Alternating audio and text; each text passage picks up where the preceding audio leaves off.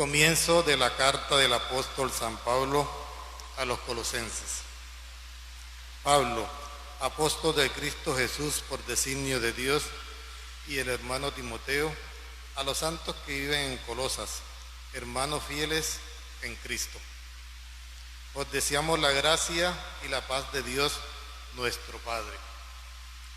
En nuestras oraciones damos siempre gracias por vosotros a Dios, Padre de nuestro Señor Jesucristo, desde que nos enteramos de vuestra fe en Cristo Jesús y del amor que tenéis a todos los santos.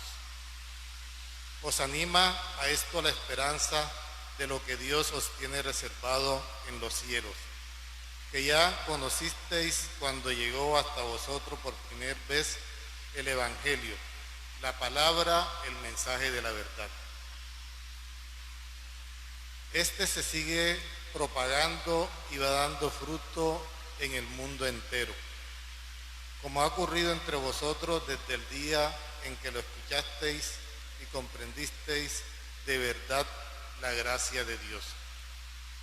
Fue Epafras quien os los enseñó, nuestro querido compañero de servicio, fiel ministro de Cristo para vosotros, el cual nos ha informado de vuestro amor en el Espíritu. Palabra de Dios. Te alabamos, Señor. Confío en tu misericordia, Señor, por siempre jamás. Confío en tu misericordia, Señor, por siempre jamás. Pero yo, como verde olivo en la casa de Dios, confío en la misericordia de Dios por siempre jamás. Confío en tu misericordia, Señor, por siempre jamás. Te daré siempre gracias porque has actuado. Proclamaré delante de tus fieles, tu nombre es bueno. Confío en tu misericordia, Señor, por siempre jamás.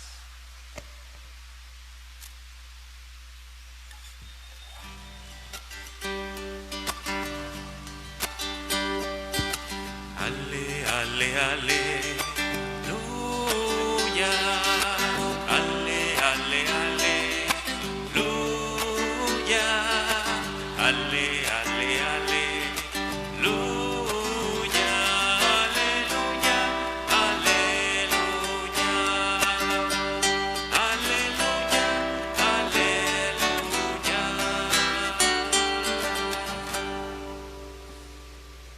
El Señor esté con ustedes. Y con tu espíritu. Lectura del Santo Evangelio según San Lucas. Gloria a ti, Señor. En aquel tiempo, al salir Jesús de la sinagoga, entró en casa de Simón. La suegra de Simón estaba con fiebre muy alta y le pidieron que hiciera algo por ella. Él, de pie a su lado, increpó a la fiebre y se le pasó. Ella, levantándose enseguida, se puso a servirles. Al ponerse el sol, los que tenían enfermos con el mal que fuera, se los llevaban. Y él, poniendo las manos sobre cada uno, los iba curando. De muchos de ellos salían también demonios que gritaban: «Tú eres el Hijo de Dios». Los increpaba y no les dejaba hablar, porque sabían que él era el Mesías. Al hacerse de día, salió a un lugar solitario. La gente lo andaba buscando, dieron con él e intentaban retenerlo para que no se les fuese. Pero él les dijo: «También a los otros pueblos tengo que anunciarles el reino de Dios. Para eso me han enviado». Y predicaba en las sinagogas de Judea. Palabra del Señor. Gloria a ti, Señor Jesús.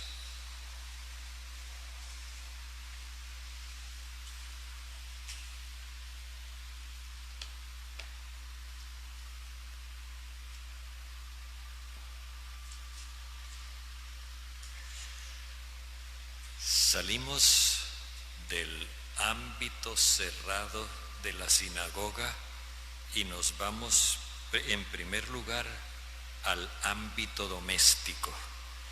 Dice que Jesús salió de la sinagoga y se fue a la familia de Simón. La familia de Simón implica pues todos los allegados a Él. Pero en una familia, nosotros lo sabemos, hay vínculos de consanguinidad y hay vínculos de afinidad. De consanguinidad los que se dan en línea directa, padres, hijos, nietos, o los que se dan en la línea colateral, por ejemplo, los tíos, los sobrinos. Pero hay otro parentesco que es el de afinidad. Por ejemplo, la suegra, el suegro, el cuñado. Son distintas formas de formar la familia y de relacionarse entre sí. Aquí se nos presenta un personaje que tiene un vínculo de afinidad con Simón, la suegra de Simón. Y nos dice que la suegra de Simón, aquí la traducción nos puede inducir a pensar que se trata de una cuestión de temperatura. Dice que la suegra de Simón estaba dominada por una fiebre muy grande. Les recuerdo que en el Evangelio la palabra fiebre se dice con la misma palabra que fuego. Y fuego es una palabra que tiene una evocación muy fuerte para los israelitas de todas las épocas a partir del profeta Elías. A Elías lo llamaban el profeta de fuego. ¿Te recuerdan cuando leímos el libro de los Reyes que Elías fue el que superó, digamos así, la idolatría del pueblo, diciendo: el Dios que sea el verdadero, que mande fuego del cielo y consuma el holocausto que le vamos a ofrecer. Los 450 sacerdotes de Baal bailaron todo el día pidiéndole a Baal que se manifestara y no pasó nada. Ya cuando iba a caer el día, Elías dijo: échenle agua a la leña, vuélvanle a echar. Y cuando estuvo empapada en agua, entonces oró y el Señor mandó un rayo que consumió la ofrenda. Después Elías fue arrebatado en un carro de fuego. Por esta razón a Elías se lo llamaba el profeta de fuego. Así lo vimos en el libro del Eclesiástico. Bueno, esto asoció el fuego, Elías y el celo religioso. Así que esta fiebre de la suegra de Simón no es una cuestión de temperatura que se detecta con un termómetro. Cuando llegó Jesús le acababan de quitar el termómetro y tenía 42 de fiebre y le dijeron: mire. No, aquí se trata de otra cosa. La suegra de Simón está poseída por un fanatismo religioso muy intenso. Por eso habla de una fiebre muy grande. Y entonces le plantean eso a Jesús. En la sinagoga vimos que Jesús enseñó. Ahora, en el ámbito doméstico no enseña, actúa. Y lo primero que hace Jesús es de pie. La actitud de pie es muy significativa. Recordemos que él en la sinagoga estaba sentado. Implica la enseñanza. De pie es el testimonio. De pie increpó a la fiebre. Recordemos que ayer increpó al endemoniado y ya nos explicó el evangelista cómo primero Jesús no ataca ni censura a la persona. Jesús se dirige al mal. En el caso de ayer, de que decía, cállate y sal de él, se trató de una acción de Jesús por medio de su palabra para silenciar los argumentos de ese fanático de la sinagoga y al mismo tiempo llevarlo a la experiencia del amor universal de Dios. Ahora aquí ocurre lo mismo, pero ya no por la palabra, sino por la acción. Dice Jesús, dice el evangelista que Jesús increpó la fiebre. No dice que le puso las manos, que le hizo, no, nada, simplemente la increpación. Y la fiebre se fue. Esto implica entonces que Jesús realiza una acción, y esa acción de Jesús hace que ese fanatismo se vaya, se acabe. Y la forma de expresar que ese fanatismo se acabó es que ella se pone a servirles. Fijémonos bien, cuando se habla de servicio, se habla de amor. Por lo tanto, la acción de Jesús consistió en hacerla pasar de ese fanatismo cargado de odio a una actitud de amor que se expresa en el servicio. Eso es lo que hace Jesús en la casa de Simón, pero la población entera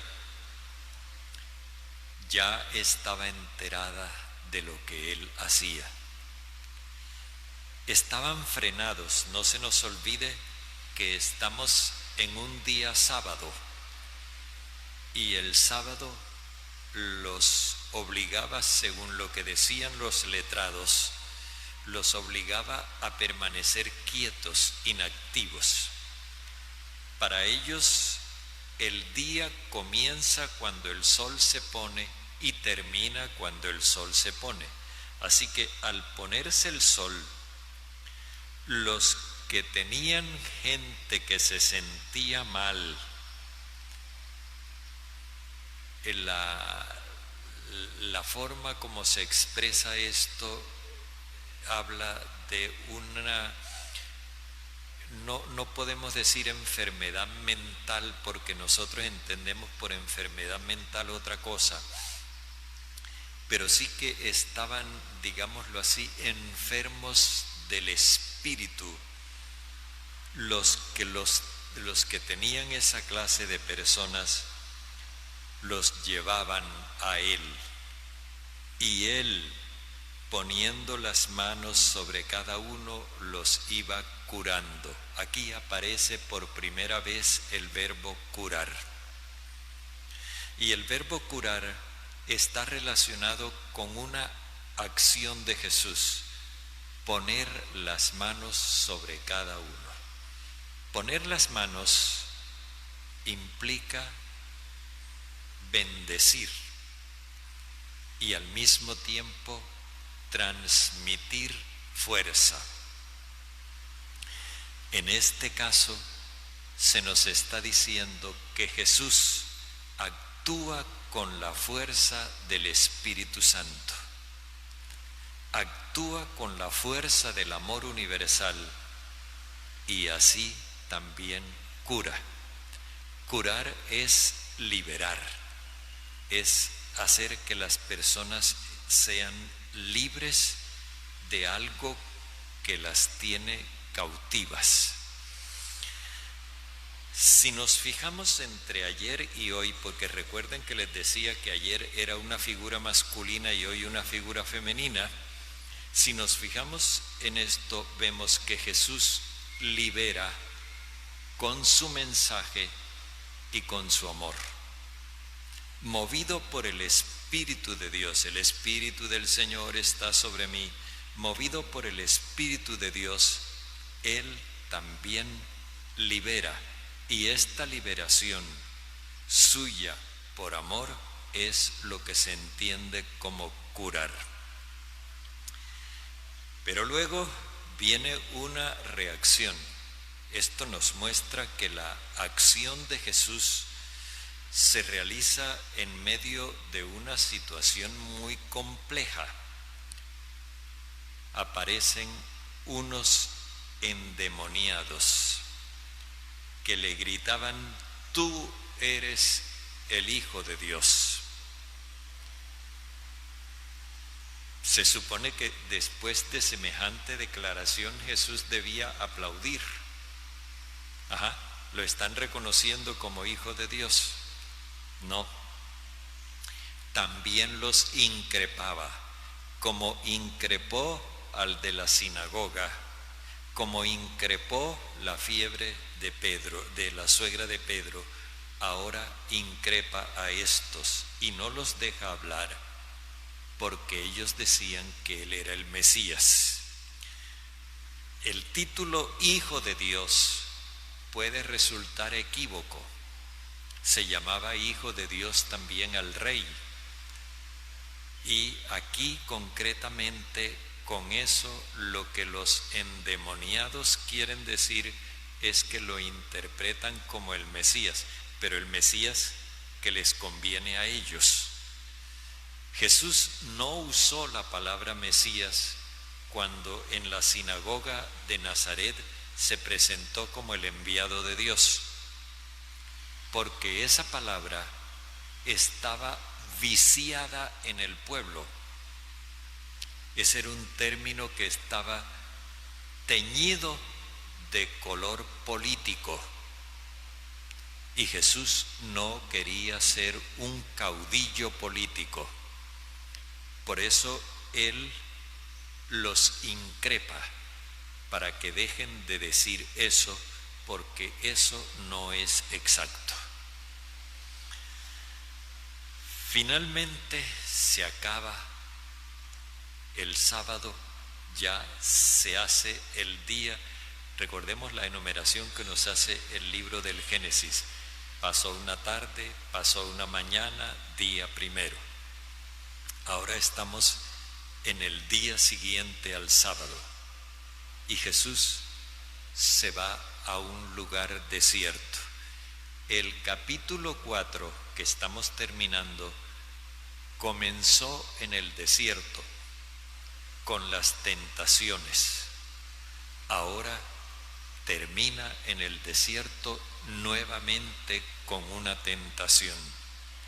La tentación de la popularidad, la tentación de los altos índices en las encuestas de popularidad.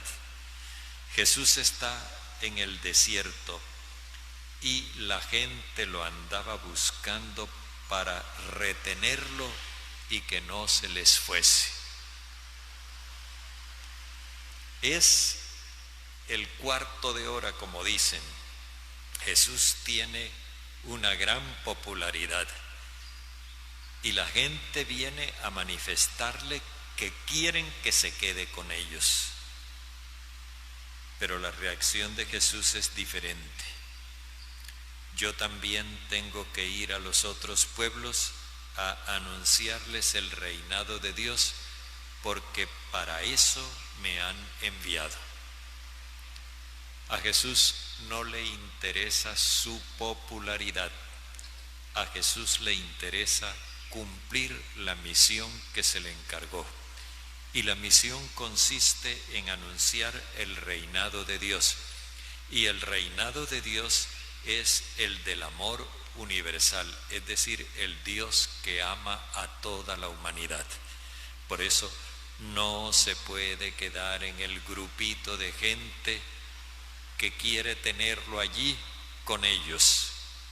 Jesús siente la urgencia de la humanidad entera que precisa de la buena noticia. Y entonces Él supedita todo a la misión. Para eso he sido enviado. Qué bueno que nosotros nos demos cuenta de que el mensaje del Señor da libertad, pero que también el mensaje del Señor hay que testimoniarlo con un amor activo, porque ese amor activo también da libertad. No basta el mensaje, es necesario también dar testimonio de ese amor. Y luego, importante, sumamente importante, es que nosotros no nos restringamos, no nos quedemos en el grupito o en el círculo que nos acepta, que nos quiere, que nos aplaude. Hay mucha gente que está sufriendo y que necesita el testimonio del amor de Dios. Hay mucha gente que está necesitando este mensaje de salvación. Y si nosotros nos contentamos únicamente con el espacio donde nos sentimos bien y nos hacen sentir bien, como dicen hoy, nuestra zona de confort, traicionamos la misión. La palabra de Dios que recibimos y la Eucaristía que celebramos nos lanzan a la misión, más allá de donde nos quieren. A veces las cosas son un poquito difíciles por esto, porque por ejemplo uno en una parroquia puede estar en un grupo de oración o en un movimiento apostólico o en una comunidad, y ahí uno se siente bien y se siente cómodo y se siente rico, y de pronto se desentiende de su propia familia, donde lo critican, donde lo cuestionan, donde le exigen. Y podríamos nosotros refugiarnos en el grupito y desentendernos de la familia. Eso es lo que el Señor quiere que nosotros tengamos pendiente. A mí me enviaron a anunciar el reinado de Dios y voy a seguir en eso.